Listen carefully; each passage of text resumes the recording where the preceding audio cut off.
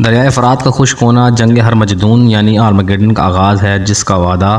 حضرت محمد مصطفیٰ صلی اللہ علیہ وسلم نے کیا، جو ہر صورت پورا ہو کر رہے گا۔ حضور اکرم صلی اللہ علیہ وسلم کا فرمان ہے، قیامت اس وقت تک نہیں ہوگی جب تک دریائے فرات سے سونے کا پہاڑ نہ نکل آئے،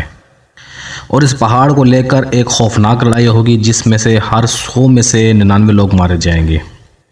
ایک اور روایت موجود ہے جس کے مطابق دریائے فرات آخری وقت میں سونے کو اگل دے گا، پس اس وقت جو موجود ہو وہ اس میں سے کچھ بھی نہ لے۔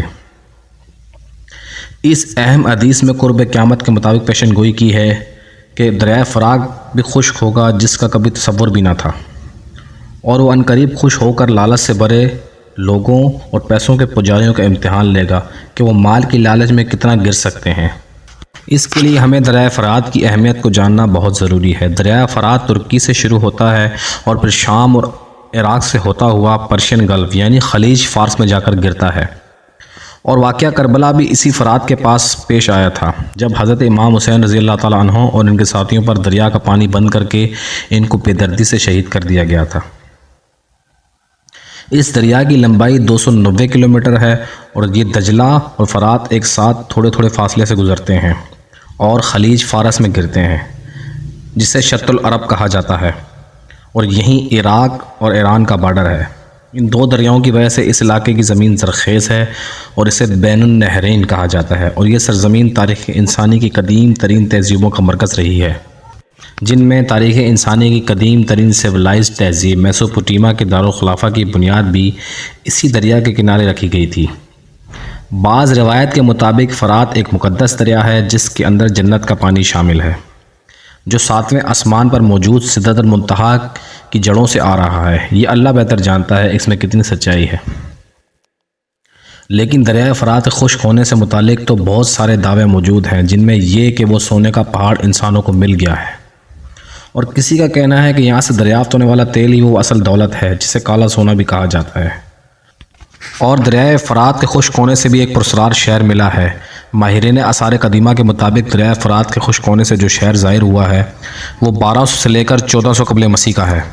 بغداد سے 100 کلومیٹر دور دریائے فرات کے کنارے واقع یہ انسانی تاریخ کا پہلا شہر تھا جس کی آبادی اس زمانے میں 2 لاکھ کے قریب تھی۔ 4000 قبل مسیح کی تحریروں کے اندر اس شہر کا تذکرہ ملتا ہے۔ تورات کے مطابق حضرت آدم علیہ السلام بابل کے اندر ہی رہتے تھے۔ جب قابیل نے حابیل کو قتل کیا تو قابیل اپنے اہل و عیال کے ساتھ بابل کے پہاڑوں میں چلا گیا، اور یہیں سے اس شہر کا نام بابل پڑ گیا جس کے معنی جدائی کے ہیں۔ جب حضرت ادریس علیہ السلام مبعوث ہوئے تو قابیل کی اولاد بھی بڑھ گئی، اور ان لوگوں نے پہاڑوں سے اتر کر بہت ہی فساد برپا کیا، اور ان کے اندر نیک لوگ بھی شامل ہو گئے۔ تو حضرت ادریس علیہ السلام نے دعا کی کہ انہیں بھی ایک ایسا شہر عطا کیا جائے جس کے اندر بابل کی زمین کی طرح ایک دریا بہتا ہو، اور حضرت ادریس علیہ السلام اپنی قوم کے ساتھ مصر کے درمیان میں آ کے بس گئے۔ ان لوگوں نے اس جگہ کا نام بیبلون رکھا۔ اس شہر کی دریافت ایک اہم کوش تو ہے، پر اس کا رسول اللہ صلی اللہ علیہ وسلم کی پیشن گوئی سے کوئی تعلق نہیں۔ ترکی اور شام نے دریائے فرات پر بہت سارے ڈیم بنا رکھے ہیں جس کی وجہ سے اس کے پانی کا لیول مسلسل کم ہو رہا ہے۔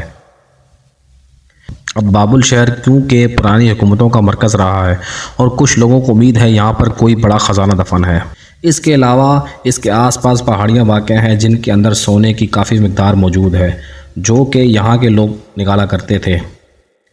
پھر جب زلزلہ آیا تو یہ چٹانیں دریا کے اندر دفن ہو گئی، اور اب بھی کم مقدار میں یہاں سے سونا نکالا جاتا ہے۔